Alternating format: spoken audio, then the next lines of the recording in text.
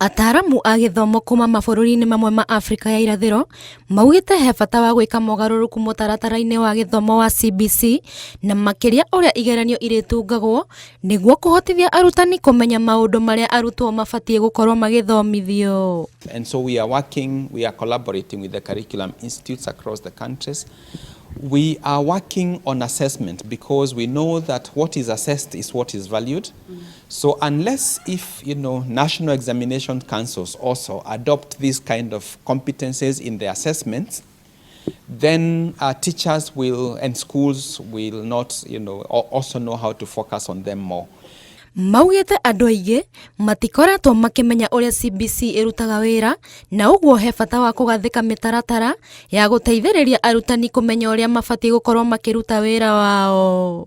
We need to understand how these skills are broken down, how these skills are assessed. They're different from the academic skills.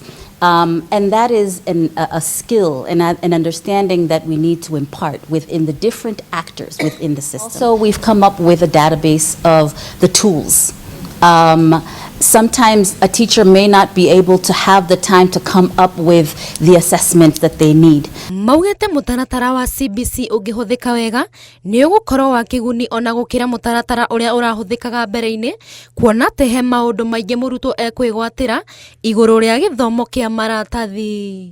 That the community should come together and say, look, what are the morals? What character formation? What kind of person do we want to see?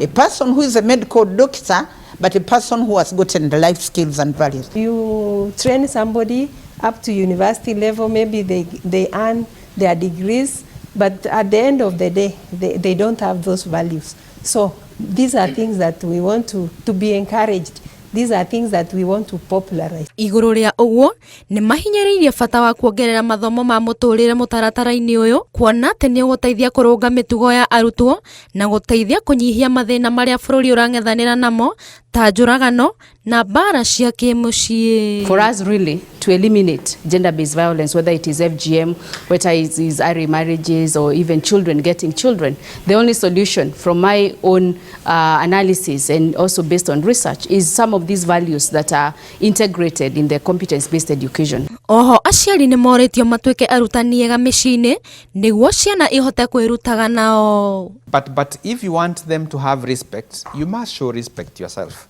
If you want them to be responsible, you must think, how will I be responsible myself as a father or a mother? So also parents don't see that this is the work of government or start just challenging CBC. We can all work together. The little you can do to make your contribution is actually what is needed to make CBC succeed. Ngĩribotera Inooro TV, rĩtwa rĩakwa nĩ Alice Wangui wa Maina.